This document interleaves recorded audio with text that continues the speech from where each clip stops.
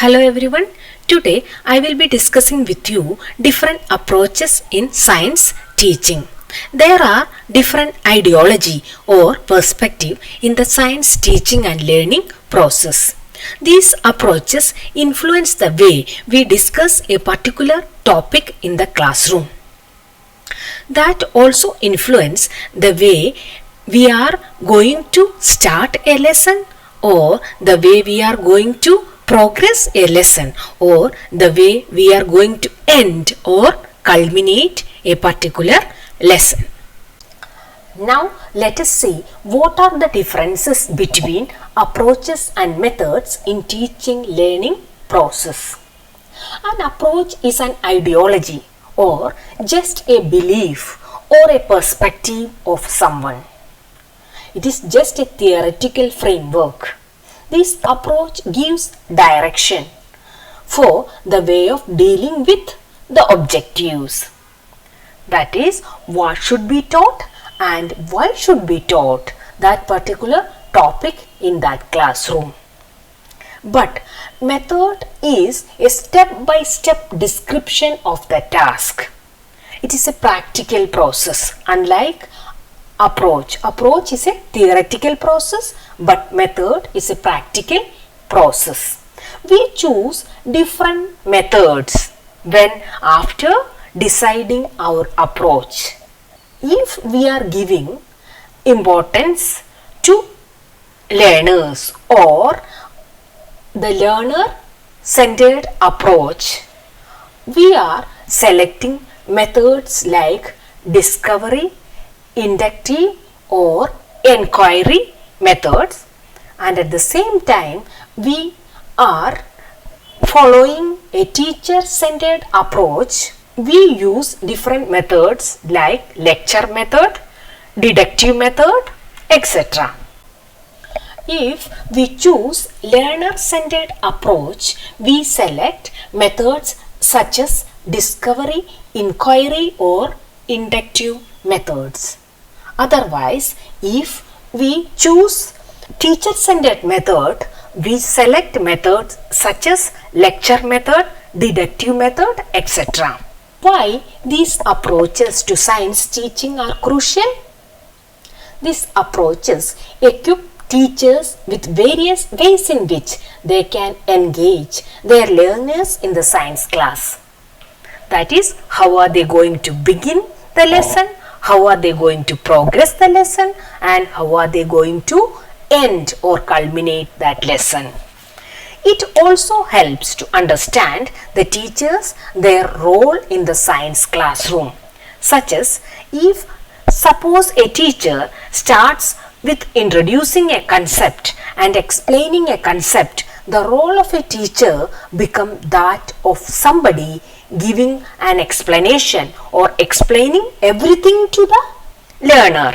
But on the other hand, if the teacher gives lots of examples and let the learner to discover the concept from the example, the role of the teacher becomes a facilitator. So, as per the kind of approach, which approach she is adopting in the classroom, based on that, teacher visualizes her role in the science classroom. Similarly, the approaches help teachers to understand the role of the learner in the classroom too. If the teacher starts with an explanation, the learner is at the receiving end. The learner is just receiving the message and he receives what the teacher is explaining and tries to understand what she is explaining. But on the other hand, the teacher gives lots of examples or opportunities to the learner to discover the concept by himself. In that case, the role of the learner becomes that of an explorer or a discoverer. It is much more than simply understanding a concept. Here, the learner is exploring the concept.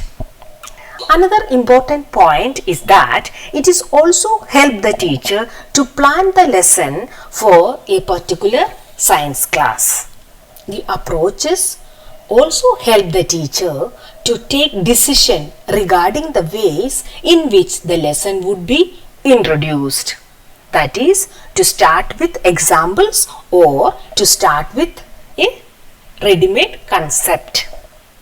And at the same time, teacher can take decision regarding the culmination of the lesson or how she is going to end that particular lesson. A class is generally of 40 minutes or 35 minutes of duration. Whether the span is 40 or 35, a teacher is supposed to divide the class into 3 different segments. Which are they? The first segment is introduction of the class, how a teacher introduces a particular topic in the classroom. Then the actual body of the class. Then the third segment is the conclusion or how she is ending a particular topic in the class. How a teacher introduces a lesson, whether she named the concept in the beginning or she expects the learners to discover the concept over a period of time. These discussions have to be taken according to the approach that teacher selects or chooses. Based on that, she decides how she introduces a particular topic in the classroom. A teacher has to take certain decisions regarding the introduction of the lesson and at the same time the culmination of the lesson or how she is going to end that particular lesson in the classroom. For that, again the teacher has to look at which approach am I following for this particular topic. If I am following an approach where the learner has to discover that concept, then obviously the introduction will not have the concept name or concept definition. But on the other hand, if the teacher prefers an approach where the introduction of the lesson involves the explanation of the concept and name of the concept, then the teacher has to think of an introduction where she is explaining the entire concept in the beginning itself. And in that case, conclusion of the lesson also will be very different. If a teacher decides to start a lesson with a theory or a concept, that type of approach is called deductive approach. Otherwise, on the other hand, a teacher decides to start a class with few observation or few examples and end at a particular concept of theory, that type of approach is called inductive approach. Now let us see the difference between the deductive approach in teaching and inductive approach in teaching. Now first of all, let us see what is a concept. A concept is nothing but a mental categorization or our mental schema of objects, events or idea. That objects or events have some common sets of features or properties. For example, when we hear the word dog, many features or characteristics of the dog come to our mind. Look at this picture. It is the concept of dog. A concept has 5 aspects. Which are they? There is a name for the concept and there is a definition and some characteristics for that concept and there are many examples and lastly there is a value for that particular concept. Here we talk about dog. When we talk about dog, the name itself brings so many characteristics of a dog into our mind.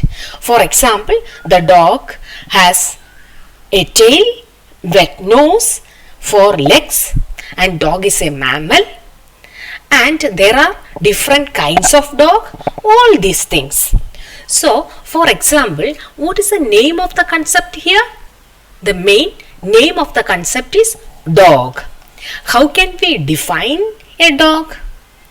It is an animal, or more precisely we can say it is a pet animal or a friendly animal. Then what are the characteristics? The characteristics are it has four legs, it has a wet nose, it has a tail, and it is a mammal, and it is a pet animal. Then what are the examples for dog? You know that there are different varieties of dogs like German Shepherd, Poodle, Pomeranian, Alsatian, etc. These are the examples of the concept dog. Then what is the value? When we hear the term dog, we have some schema or concept in our mind, and we keep a dog in a particular place in our mind. Some of them hate dogs, but some of them love dogs so much. So that then what is the value? How this pet animal involves in our daily life? Pet dog gives us affection, and at the same time it guards us from enemies. All these things are examples for values. So, in a nutshell, we can say there are 5 aspects for a concept. Which are they? Name, definition of the concept, characteristics of the concept, and examples of a concept, and the value of a concept. Another example for a concept is curriculum. What is curriculum? When we hear the term curriculum, we think about various subjects in that curriculum, and then various books we refer in that particular curriculum, the syllabus of various courses and modules or units and schemes of work, the lesson plan. All these things are coming into our mind. So here the main name of this concept is curriculum. And how can we define curriculum? What are the activities a child do in or outside the classroom in his entire school life? That is his curriculum in school. Now let us see the deductive approach in teaching. A teacher chooses a deductive approach. She introduces a topic with the name of a concept or with the name of a theory. After giving the name of the theory or concept, she gives the different characteristics or definition of that concept or theory. After listening these characteristics or definition of the concept of theory, students reach at a hypothesis. This hypothesis is an indefinite one. It is not a definite one because the children, they don't have definite or much more evidence to believe that this theory of concept is a true one or a false one. After listening these characteristics, children observe different examples. After observing these examples, they confirm or reject this concept or theory. This is the different steps in the case of deductive approach. Let us see this deductive approach with an example of a concept, insect. Suppose the topic of the science class is insect. Teacher introduces the topic insect in the class. If that teacher chooses deductive method of teaching, she starts with that concept insect. That is name of the concept. Name of the concept is insect.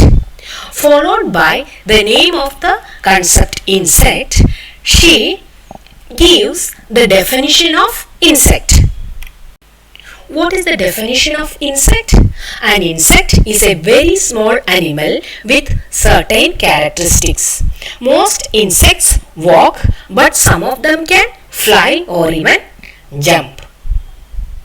Then she gives different characteristics of the group insect.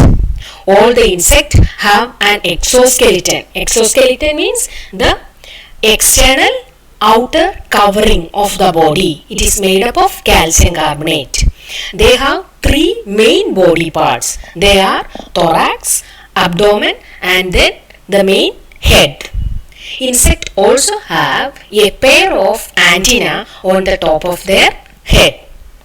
Insects have compound eyes. These eyes are not a simple eye.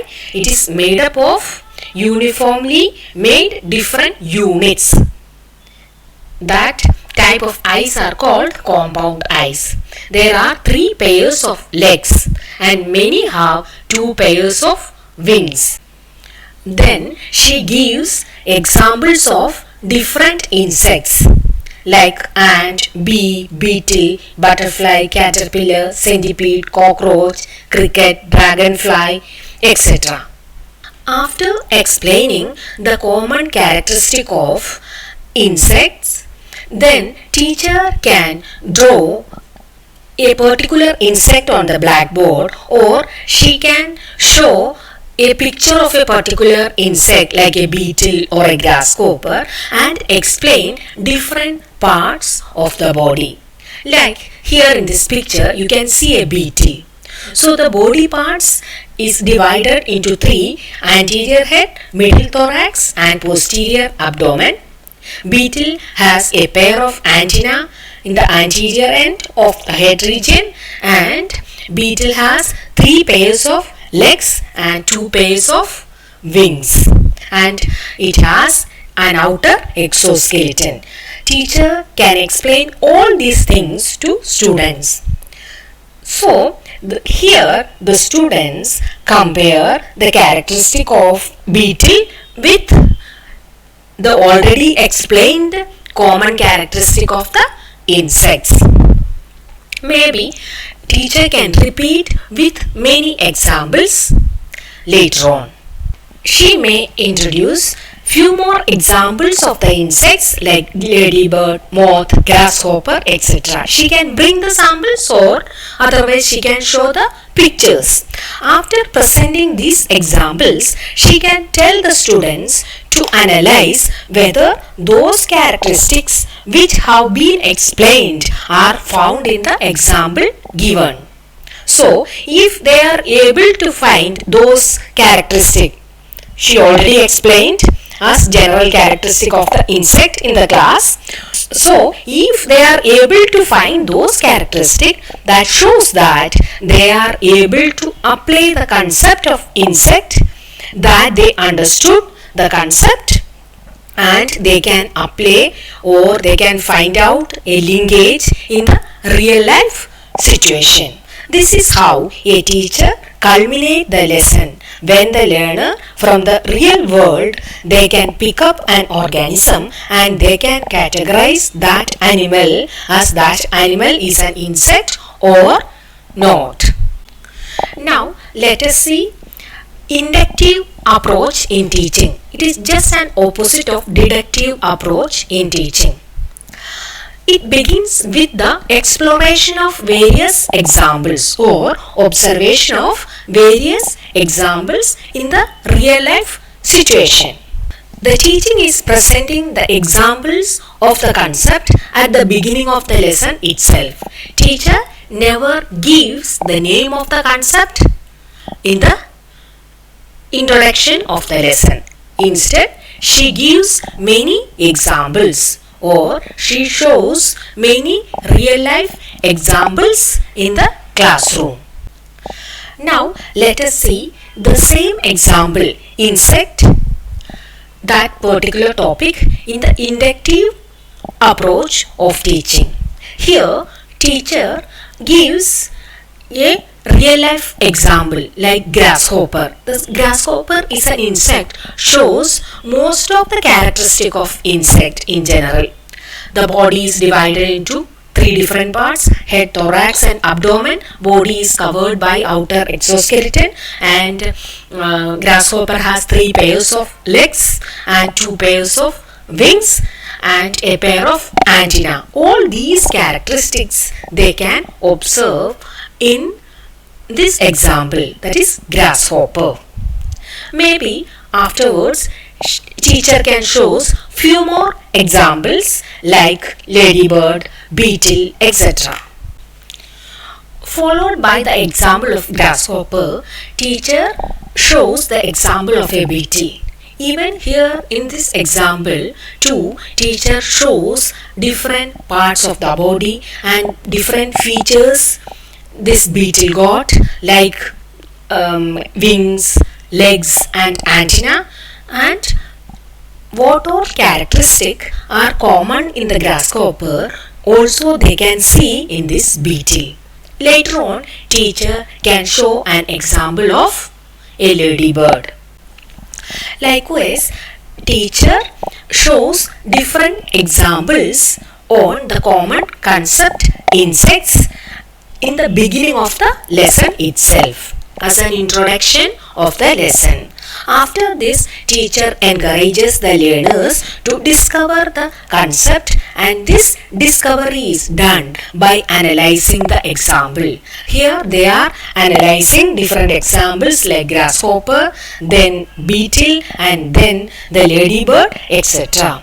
But this time analyzing the example to find out which characteristics are common among all the examples. First they analyze that whatever they learned as a general characteristic of insect is present in that particular example is present or not. But here they are now analyzing the example to find out which characteristics are common in all these examples. And those common characteristics are become the classifying criteria or the characteristic of that particular concept. So now we are going from bottom to top. In earlier case or in deductive approach, we are coming down from top to bottom. That is the difference of the deductive and inductive method of teaching.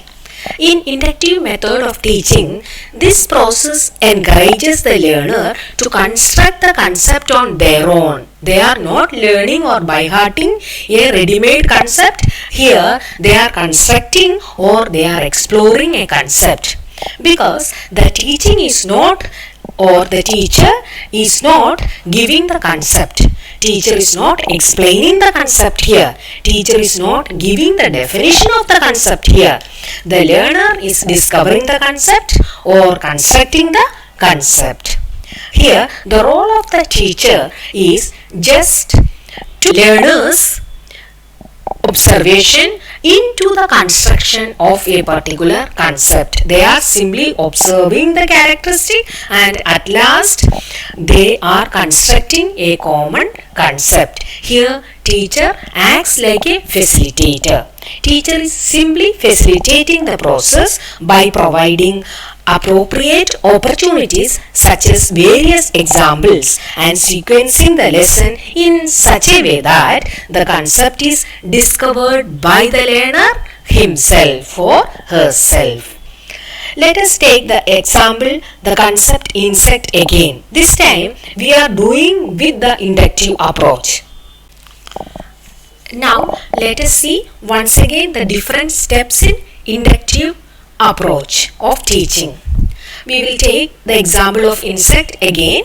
In the very beginning of the class, she gives or talks about different insects like butterfly, or she talks about grasshopper, and while talking and discussing about them, she may show the picture of the insect, or she may draw the diagrams on the board, or she shows specimens from the science lab. By showing the picture or specimens, teacher encourages the students to compare the characteristic of this insect. She is asking them to find out the common characteristic of this housefly and this cockroach, or this ladybird and this grasshopper, that way.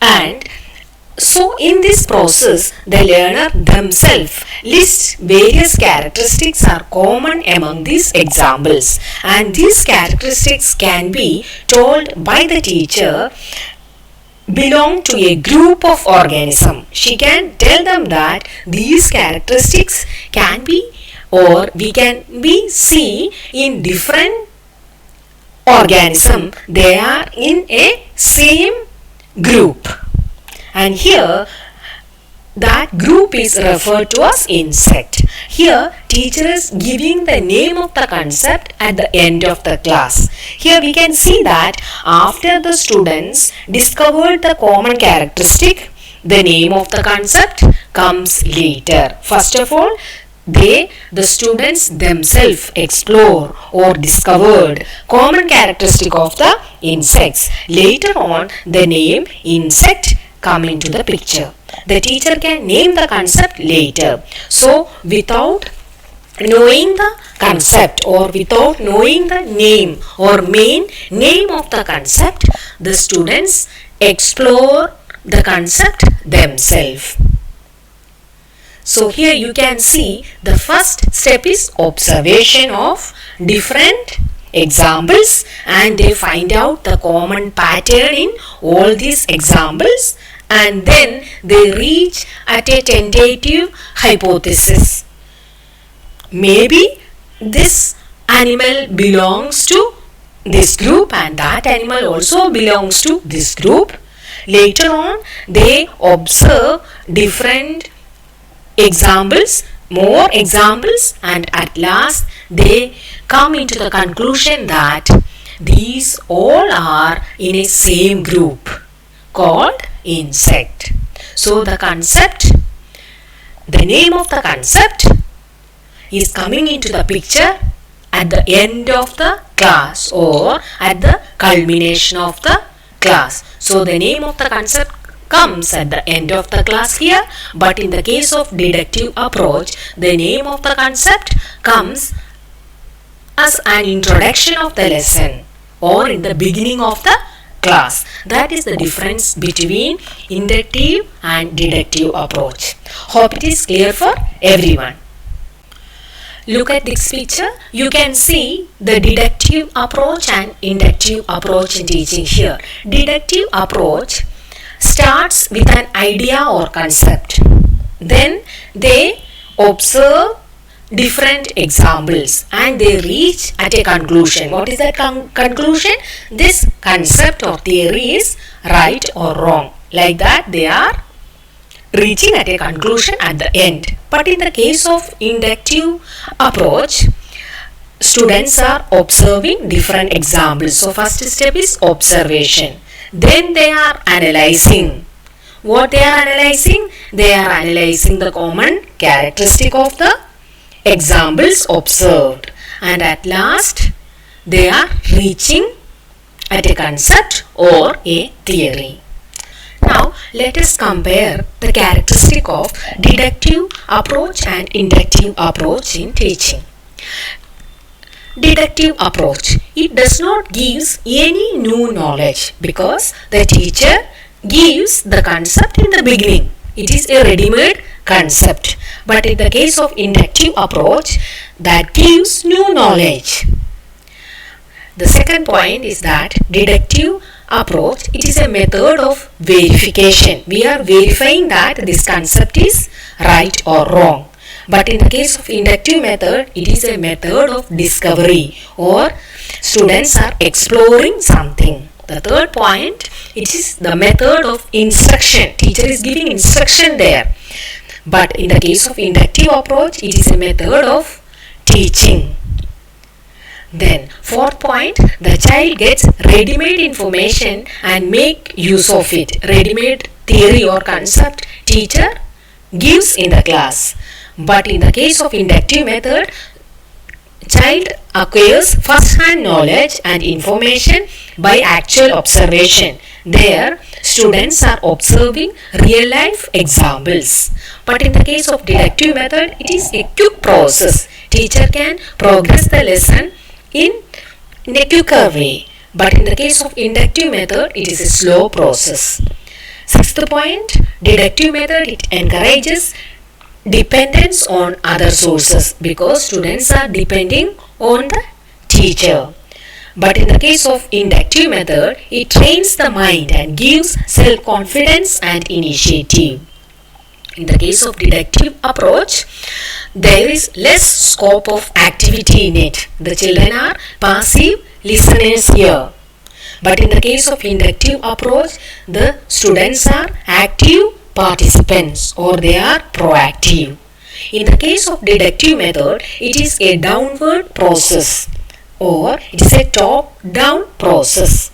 It is a downward process of thought and leads to useful result. But in the case of inductive method, it is an upward process of thought and leads to principle. So this way you can distinguish between the deductive and inductive approach in teaching learning process. In the deductive approach of teaching, you can see that the teaching learning process proceeds from general to particular. Generally, teacher gives a concept of theory, then she gives particular examples. And the teaching learning process starts from abstract theory or concept and proceeding towards the concrete things.